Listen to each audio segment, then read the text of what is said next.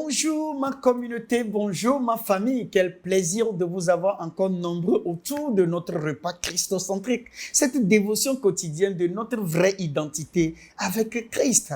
Quel plaisir de vous avoir nombreux. Je suis Christ, Kossi Aglé. Allons-y directement à la prière. Éternel des amis, nous te disons merci. Nous glorifions ton nom, nous sanctifions ton nom. Papa, c'est un plaisir de savoir que nous avons été rachetés en Christ. Papa, que nous avons été justifiés en Christ. Sans aucune œuvre, papa. Merci. Merci pour l'amour que tu nous as démontré. La Bible dit quand on était encore pécheurs, quand on était encore ennemis, tu es mort pour nous, papa. Merci. Voilà pourquoi aujourd'hui, nous avons décidé, papa, de grandir dans ta parole, dans ta vérité. Et nous sommes autour de ce repas, papa. Révèle-toi en nous puissamment au nom précieux de Jésus. Père, nous te disons merci. Nous glorifions ton nom, nous sanctifions ton nom. La parole dit que l'entrée de ta parole brise et c'est l'entrée de la lumière. Vous connaîtrez la vérité vous affranchira. Papa, libère-nous par cette vérité au nom précieux de Jésus. Père, nous te disons merci. Glorifions ton nom, nous sanctifions ton nom. Au nom précieux de Jésus, nous avons prié, nous avons reçu. Amen.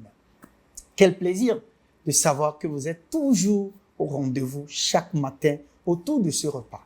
Alors, comme vous savez bien le faire, partageons ensemble ce message pour toute notre communauté, pour tous ceux que nous aimons, dans nos groupes, partout, pour que ce message puisse vraiment sauver quelqu'un. Merci pour tous ceux qui le font. Alors, allons-y directement à notre repas. Et hier, nous avons dit la justice de la foi. Et nous avons vu que la justice est par la foi en Jésus-Christ. Et quand on dit la justice par la foi en Jésus-Christ, c'est quoi? C'est de croire en ce que Christ a fait, pas le passé, mais ce n'est pas ce qu'il va faire dans le futur. Non, il a fait dans le passé. C'est de croire en sa mort, son ensevelissement et à sa résurrection. Et si vous croyez en cela, et que vous confessez de votre bouche, vous croyez dans votre cœur et que vous confessez de votre bouche, vous avez la justification éternelle. Vous êtes libre. Et le don que vous avez reçu, c'est le don de non-condamnation. Donc, vous ne pouvez plus vous condamner si vous vous retrouvez dans certaines erreurs. Mais en étant en Christ, vous allez voir que les erreurs, vous n'allez plus les faire naturellement.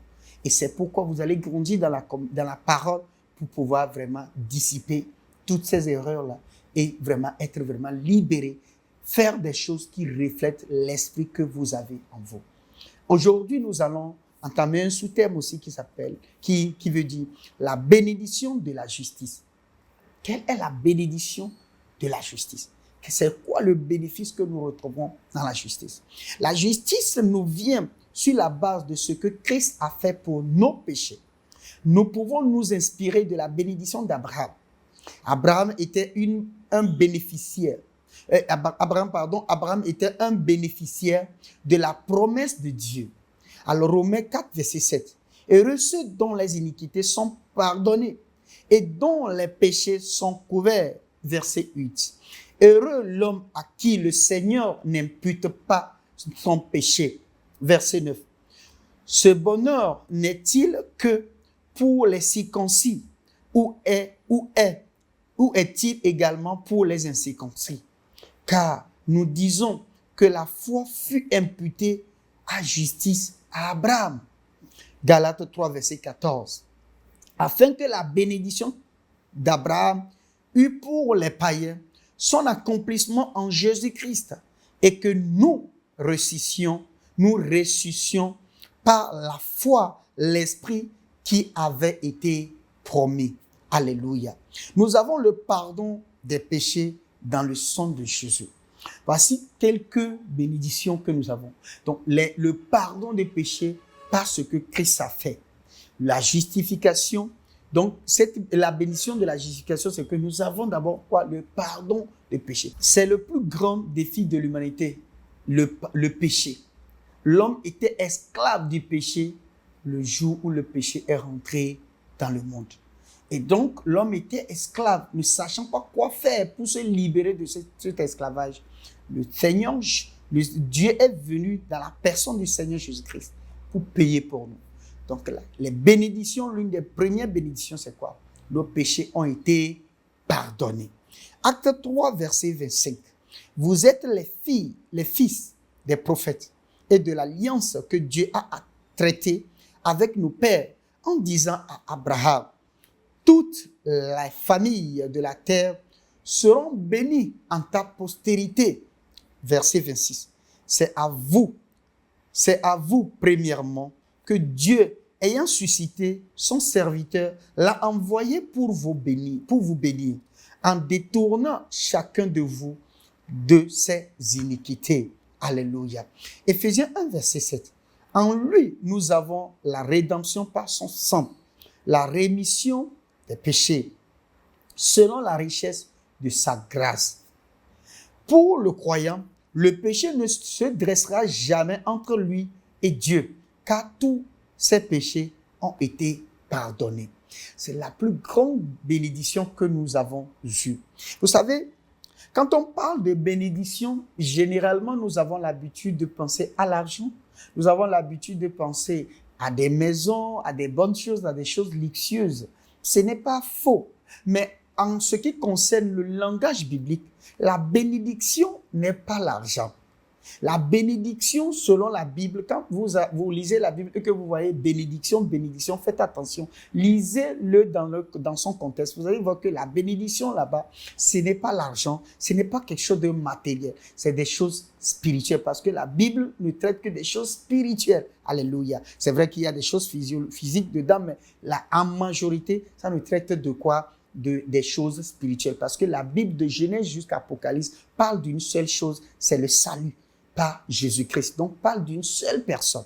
Alors donc, quand nous parlons de bénédiction, ne voyez pas l'argent, ne voyez pas les voitures, les maisons. Non, ne regardez même pas cela. Donc ici, les bénédictions, la plus grande bénédiction, c'est que le péché, c'est le pardon des péchés. Parce que le problème de l'humanité était le péché. C'est le péché qui a séparé l'homme, l'humanité de Dieu. Donc, ce qui fait qu'aujourd'hui, vous allez voir même dans Genèse, vous allez voir à la création, vous allez voir que l'homme, Dieu, dans sa création, n'a pas envoyé l'homme de souffrir avant de manger. Vous allez voir que Adam et Ève ne travaillaient pas, ne faisaient rien, mais ils mangeaient, ils étaient dans le jardin. Et les herbes, les plantes poussaient naturellement et ils mangeaient. Ils n'avaient pas besoin de faire quelque chose. Mais à la chute de l'homme, c'est-à-dire à la chute d'Adam et Ève, c'est en ce moment que l'humanité a commencé par souffrir. La souffrance, travailler, avoir de l'argent, ces choses-là ont commencé par la chute de l'homme.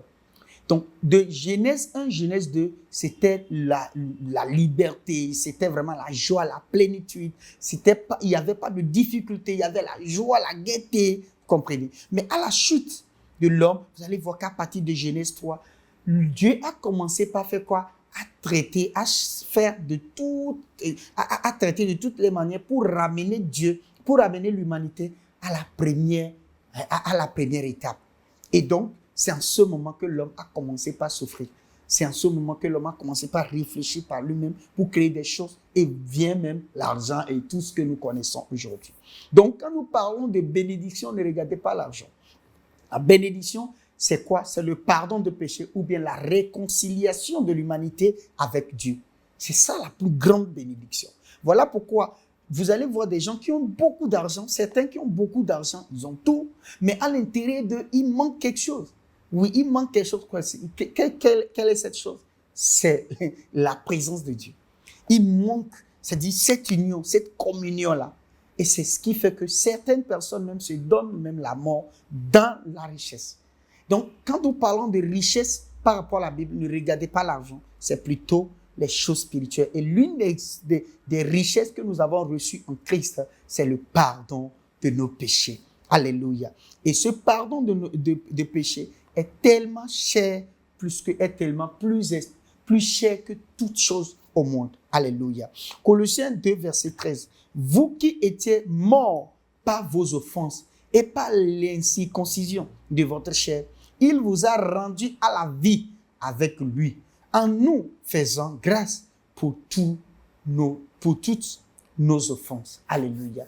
Vous savez, avec le péché, sous le péché, l'homme était mort.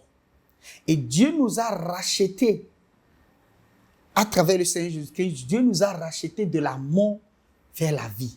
Et quand nous parlons de la mort, ne regardez pas tout de suite la mort physiologique. Et papa a l'habitude de dire, quelle que soit la richesse que vous avez aujourd'hui, vous ne pouvez pas faire plus de... Aujourd'hui, c'est compliqué même de voir quelqu'un qui a fait 120 ans, 200. D'ailleurs, même il n'y en a pas 200, c'est quasi impossible. Et la vie est tellement courte, la vie physiologique est tellement courte aujourd'hui. Et donc, quelle que soit la richesse que tu peux emmagasiner sur cette terre aujourd'hui, vous allez partir le laisser. Vous comprenez? Vous allez partir le laisser.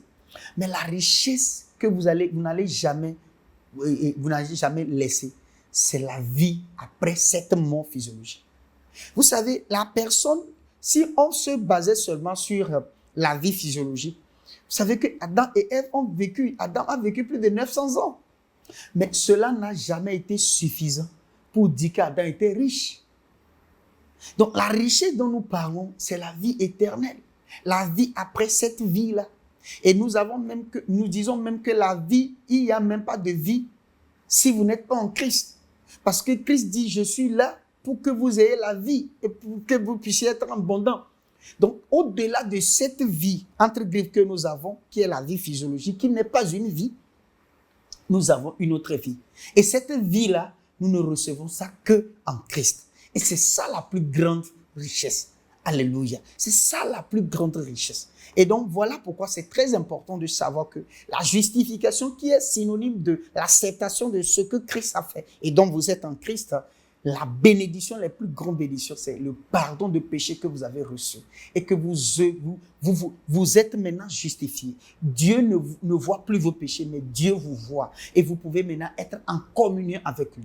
Vous pouvez, à n'importe quelle heure, vous êtes en communion avec lui. C'est la plus grande richesse au monde. Alléluia. Quel plaisir de savoir que le Seigneur Jésus-Christ nous a redonné la richesse première que nous avons manqué, que l'humanité a manqué en péchant par Adam. Aujourd'hui, nous avons cette richesse-là. Nous avons cette richesse qui est au-dessus de toutes les richesses au monde. Alors, confessons ensemble ces paroles. Je suis juste en Christ et j'ai en lui le pardon des péchés. Le péché ne nous séparera jamais de Dieu. Alléluia. On répète encore une fois. Je suis juste en Christ et j'ai en lui le pardon des péchés. Le péché ne nous séparera jamais de Dieu. Le péché ne peut plus jamais vous séparer de Dieu parce que ce péché a été payé. Alléluia. Donc si aujourd'hui vous vous retrouvez encore à faire certaines choses qui ne sont pas dignes, il y a seulement qu'une seule chose que je vais vous dire, c'est que vos pensées ne sont pas encore renouvelées. Mais Dieu ne vous voit comme pécheur. Dieu vous voit juste. Parce que Dieu ne voit pas la chair, mais Dieu voit l'esprit. Et l'esprit qui est en vous, c'est l'esprit qui est en Dieu. Et donc, vous êtes justifiés. Donc, il va falloir maintenant qu'on soit conforme, on soit conforme maintenant par la parole de Dieu, qu'on soit conforme à cet esprit-là et pouvoir maintenant vivre une vie aisée, une vie de victoire au nom de Jésus. Quel plaisir de savoir que nous avons été justifiés, nous avons été réconciliés, nous avons été pardonnés, ce qui nous donne la plus grande richesse au monde. Et oui, merci Seigneur. Alors prions ensemble. Éternel des armées, nous sommes reconnaissants, remplis de joie pour la richesse que tu nous as donnée. Cette richesse qui surpasse toute richesse physiologique. Papa, cette richesse qui est le pardon de péché. Père, merci pour cette réconciliation. Papa, merci parce qu'aujourd'hui, je sais que le péché ne peut plus m'empêcher, ne peut plus se dresser devant moi, devant toi et moi, papa. Papa, j'ai cet accès quotidiennement avec toi, papa. Merci. Merci, papa. Et je décrète, papa, que cette vérité prenne en otage, papa, inonde ma conscience, inonde la conscience de quelqu'un qui m'écoute en ce moment. Papa, que cette vérité soit, papa, une lumière, papa, qui nous éclaire quotidiennement au nom précieux de Jésus. Père, nous te disons merci. Je décrète que toute personne qui est en Christ, qui est en train encore de souffrir de cette réalité, papa, ce soir, ce matin, papa, je décrète Que ces choses-là, cette lumière-là brille dans leur cœur au nom précieux de Jésus. Père, nous te disons merci. Père, merci. Ce matin, papa, j'ai prié pour ma soeur, je prie pour mon frère en ce moment, pour que ces réalités deviennent un, ou bien deviennent une avec son esprit, avec sa conscience au nom précieux de Jésus. Père, nous te disons merci. Nous glorifions ton nom, nous sanctifions ton nom. Nous avons cette assurance que quand nous prions conformément à ta parole, tu nous exauces. Et tu l'as encore fait aujourd'hui pour la gloire de ton Saint-Nom. Merci. Indépendamment de ce que nous pensons, indépendamment de ce que nous ressentons, nous l'avons reçu au nom de Jésus. Amen. Amen. Amen. Quel plaisir de vous avoir encore nombreux. Et pour ceux qui ne l'ont pas fait, partagez ce message. Partagez ce message parce que vous allez sauver quelqu'un. Aujourd'hui même, vous allez sauver quelqu'un à travers ce message. Que Dieu vous bénisse, que la main de Dieu soit sur vous. Contactez-nous par nos numéros pour suivre des formations spécifiques. Contactez-nous et nous allons faire un plan avec vous et vous suivre quotidiennement. Quels que soient vos défis, vos questions, n'hésitez pas aussi à les poser et nous serons vraiment très heureux de vous répondre. Quel plaisir de savoir que nous sommes maintenant en famille. Nous sommes cette communauté qui va impacter le monde par l'évangile de Christ. Que Dieu vous bénisse, que la main de Dieu soit sur vous. Tout en sachant vous voir demain à la même heure sur la même plateforme. N'oubliez pas, Jésus-Christ aussi Aglé. Je vous dis, le royaume des cieux est en puissance. Amen. Amen. Amen. Bonne journée à vous. Je vous aime. Hello. I hope you have been blessed by that wonderful message. The Bible says, man shall not live by bread alone, but by every word of God. For you to grow spiritually, you need to hear, study, and meditate on the Word. You need to not only hear, but to also read and see. And that is why you need the Christocentric meal. To order this life-changing book and other titles, DVDs, and CDs by Dr. Abel Damina, call the number or email the address on the screen. This is a book that reveals to you who you are in Christ, what you have in Christ, and what Christ can do through you. This book interprets and breaks down the Word into daily meals, making it easier for you to understand and study, build up and strengthen your inner man, all the while growing your relationship with God and your confidence as a believer.